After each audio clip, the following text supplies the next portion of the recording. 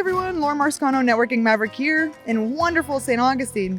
You might know that St. Augustine is the oldest continuously occupied European colony in the continental United States. But what you might not know is that it's also home to many small businesses. As Networking Maverick travels, we want to highlight small businesses in every area that we go to and let you know who you can support when you go there. Today, we're sitting down with a few business owners that took the time to discuss with us their businesses and what they've done to be successful and provide us all with a little bit of e-mentorship.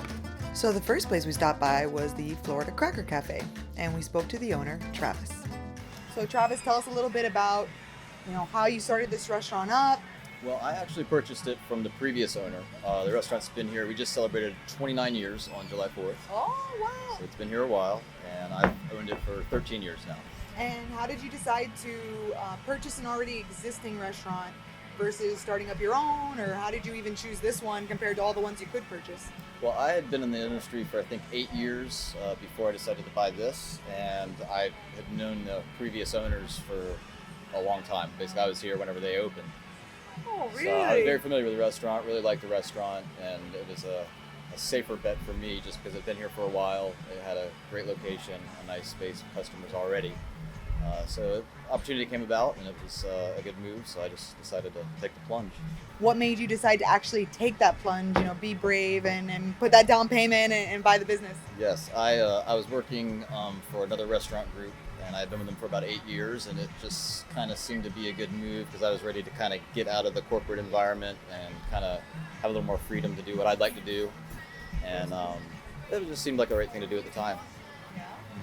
Were you scared at all, or were you just so comfortable? Yes, You've been absolutely. In the industry, you were just like, No, I mean, I felt take like my money. I felt like I knew plenty, and then you end up learning a lot more. So it was scary at first. So it's a big deal to kind of be responsible for 20, 25 people, And through all those paychecks, all that those payroll, paychecks. that payroll. Exactly. That comes out every couple of weeks. Yeah, so it was a good move. It ended up, we kind of made a few changes initially, expanded some hours, and kind of grew the business a little bit, which did well, and still doing well. And we've had some challenges with hurricanes, and we actually had a fire at one point. I had to close for almost 4 months.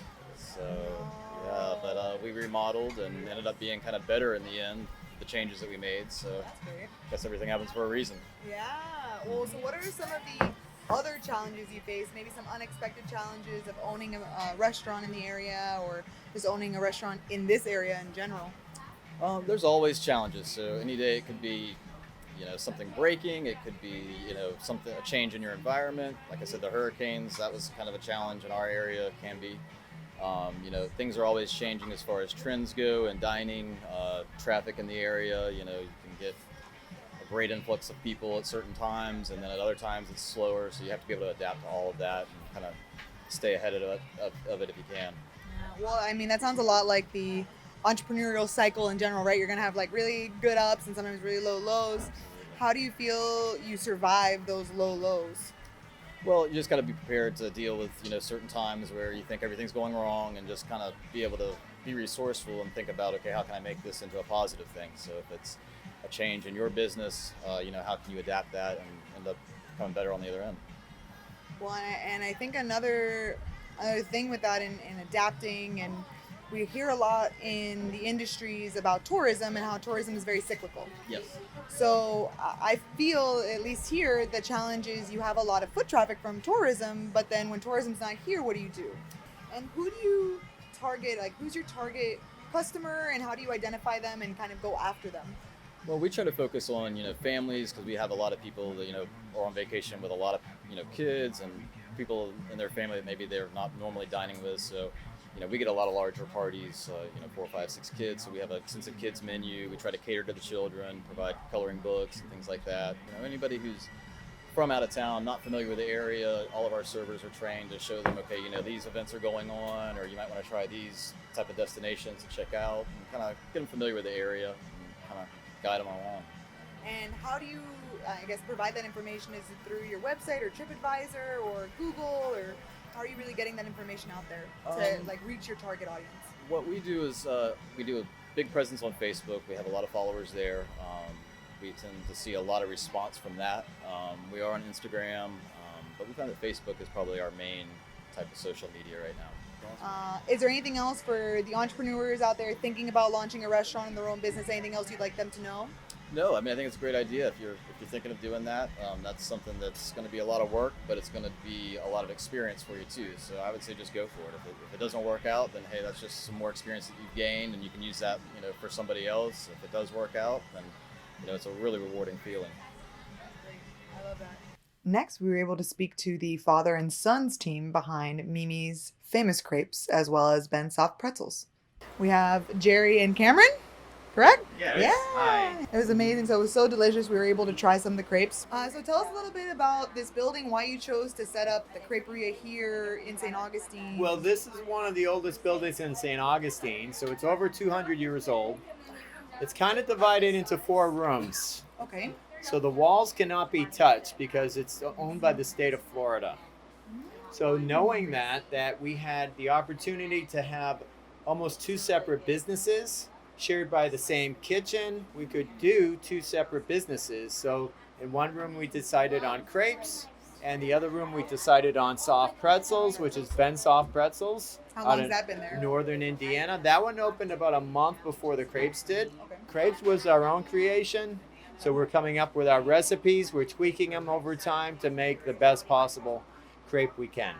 We have a garden in the back there. They can sit down. We saw that garden earlier. We had the crepe. tables We and enjoyed the chairs crepe out there. and Beautiful shade. ambiance. Yeah. So I've heard you've sit- done a lot to build that up in the yeah, background. we're too. building it up now. We're continuing to add to it and improve the garden because of some of the setbacks by the state of Florida. We have to proceed very slowly because you cannot dig more than 3 inches without approval or having a historic dig. You already had the pretzel business. You have the crepes business.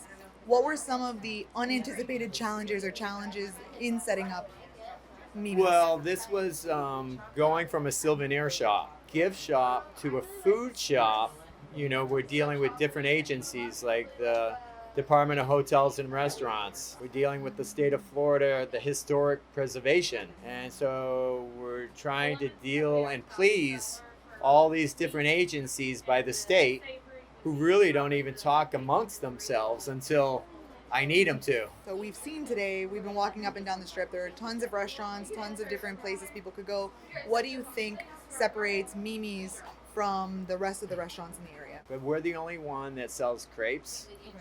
And then we're the only one that's doing hand-rolled pretzels. Next door. And so, we're not competing with anybody else as far as what we have on a menu. So we're trying to add some flavor.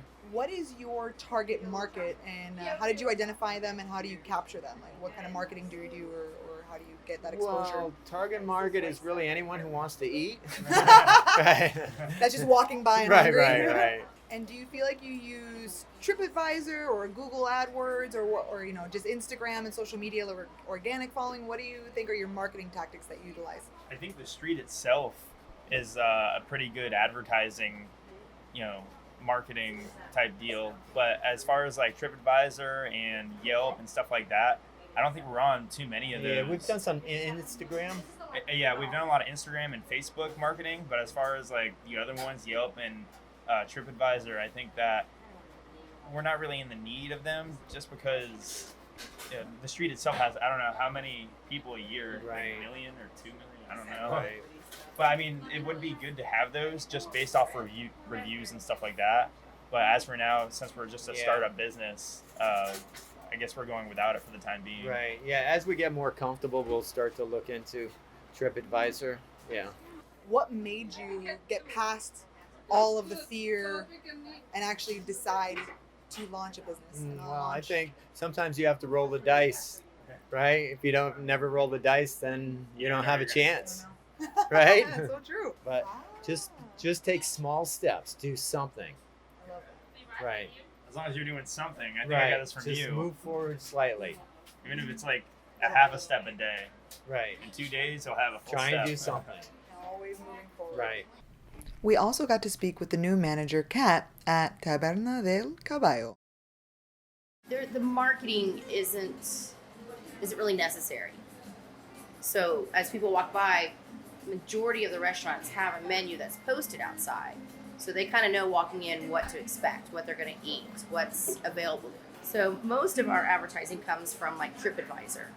What do you think has been helpful in terms of connections? Do you feel like building relationships in the area amongst the business owners, or any connections that really helped you with the businesses here, or getting word out and word of mouth? Or There's a lot on social media. There's a group on Facebook called Fresh or Frightening. They do a lot of local businesses. I